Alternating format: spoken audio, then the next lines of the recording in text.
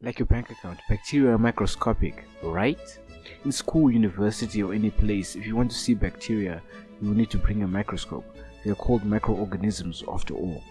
What if there was a bacterium that you could see yourself with the naked eye? Would you believe me? Is that even possible? Well, enter Thiomargarita magnifica. Thiomargarita means sulfur pearl and magnifica means proud or magnificent. It's about 500 times larger than normal bacteria, about the size of an eyelash. To a normal bacteria, it would be like a human being standing next to Mount Everest. They can grow from 10 millimeters to 20 millimeters, that is 0.79 inches. It is bigger than fruit flies, nematodes, fruit flies which can grow to 3 millimeters in length. And no, it's not a connection of multiple bacteria, but one long bacterial cell. The bacterium, yes, a single bacteria is called a bacterium, was originally discovered early 2010s by Olivier Gros from the University of French Antilles at Pointe-Pitre in Guadeloupe. Because of its looks, it drew no attention because everyone thought it was a fungus. I mean, by its size, if you or me or anyone else saw it, they'd probably think it's some kind of worm or something. Gros and other researchers took 5 years to determine that it was a bacterium, and a few more for Jean-Marie Volland, a graduate working under the supervision of Gros, to figure out its unusual properties, like its metabolism. Metabolism in bacteria can only occur through the diffusion of molecules of both nutrients and waste through the interior of the bacterial cells. And this places an upper limit on the size of these organisms. You may ask how, and basically, as cell size increases, the surface to volume ratio decreases.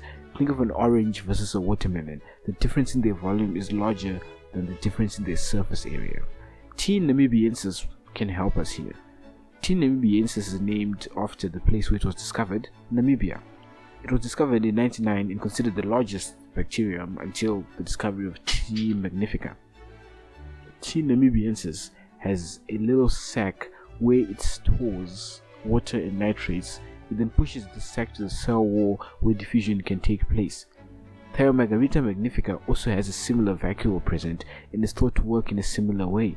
It also has no bacteria attached to its surface, like you or I or any animal has on its surface or its skin, which has led to a theory that it might produce antibiotics. Its DNA is also present in a cell sac where ribosomes are also present. But well, how does it reproduce? Could you imagine watching cell division with your naked eyes? Well, it doesn't really reproduce like that. It does reproduce asexually and has a dimorphic life cycle. In its reproduction is similar to budding. It has a dimorphic life cycle, and you ask, what does that mean? Dimorphism is occurring in or representing two distinct forms. For an example sentence I could take off of Google, in this sexually dimorphic species, only the males have wings. End quote.